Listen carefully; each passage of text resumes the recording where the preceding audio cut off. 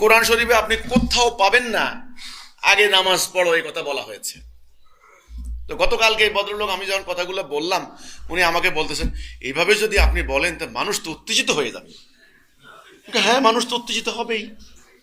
আল্লাহ কোরআনে বলছেন মিথ্যার মস্তকে সত্য দিয়ে আঘাত করো।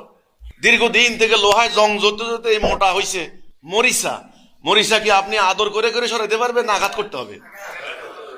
নবী করিম সাল্লাল্লাহু আলাইহি সাল্লাম কেমন আঘাত করেছেন, কেমন আঘাত করেছেন। তখন ওই মক্কার কাফেররা কি জবাব দিছিল যে মুহাম্মদ সাল্লাল্লাহু আলাইহি ওয়াসাল্লাম, আমরা বাপ দাদা 14 গোষ্ঠী যেমনি গেছে আমরা অমনি যাবো, আমরা তোমার কথা শুনবো না। কিন্তু রাসূল কি থামছিলেন? তিনি আঘাত দিয়ে চলেছেন, তোমাদের ঈমান নাই, তোমাদের ঈমান নাই, তোমাদের ঈমান নাই। হে আবু জাহেল, তোমাদের ঈমান নাই। আবু লাহাব, তোমাদের ঈমান নাই। আগে এটা বুঝেন, নামাজ নিয়ে দৌড়াদৌড়ি পরে করেন। তখন ওই ভদ্রলোক আমাকে বলতেছেন মানুষের মনে করবে আপনি নামাজের বিরোধিতা করেন। কোরআনে কোথাও পাবেন না আগে নামাজের কথা, হাদিসে কোথাও পাবেন না আগে নামাজ পড়ো, নবীর পুরো জীবনে কোথাও পাবেন না তিনি অমুসলিমদেরকে দাওয়াত দিয়েছেন আগে নামাজ পড়ো। নো, আগেই না।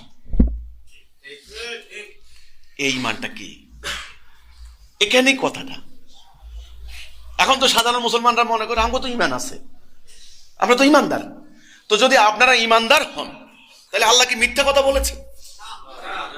আল্লাহ বলেছেন যদি তোমরা মুমিন হও পৃথিবীর কর্তৃত্ব দিব তোমাদেরকে। আজ কর্তৃত্বের বদলে গোলামি, বলছেন অশান্তির বদলে শান্তি দিব। আজকে অশান্তির আগুনে জ্বলে পড়ে, তাহলে আল্লাহ কি মিথ্যা কথা বলেছেন? মুমিন না, ঈমান নাই। কেমনে ঈমান নাই? আবার বলছি, ঈমানের ঘোষণা দিতে হবে যে কথাটা দিয়ে, সেটা হলো লা ইলাহা ইল্লাল্লাহ। এটা নতুন ভাইরা যারা আপনারা আসছেন এটুকু বুঝে নেন, তাহলে আর বেশি কিছু লাগবে না। বাকিটুকু ইনশাল্লাহ আপনি নিজে নিজে বুঝে দিবেন, আসলটুকু বুঝে নেন।